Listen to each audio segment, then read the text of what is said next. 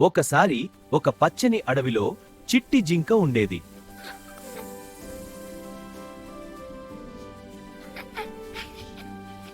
పొడవైన కొమ్ములు, వేగంగా పరుగెత్తే కాళ్ళు ఉండేవి.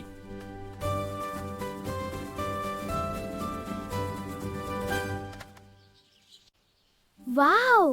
నా కొమ్ములు ఎంత బాగున్నాయో, కానీ నా కాళ్ళు చిన్నగా ఉన్నాయి.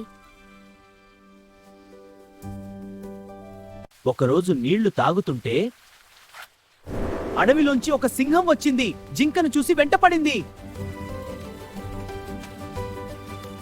చిట్టి జింక అమ్మా! అని భయపడి పరుగెత్తింది. తన చిన్న కాళ్లతో వేగంగా పరిగెత్తి సింహాన్ని దూరం పెట్టింది. చిట్టి జింక కానీ జింక కొమ్ములు పొదల్లో చిక్కుకున్నాయి. చిట్టి జింక కష్టపడి బయటపడి చిట్టి జింక పాఠం నేర్చుకుంది. అయ్యో, నా కాళ్లే నన్ను కాపాడాయి, కొమ్ములే నాకు సమస్య అయ్యాయి. మనకు ఉపయోగపడే దానిని తక్కువగా చూడకూడదు పిల్లలు. గర్వం మంచిది కాదుమే.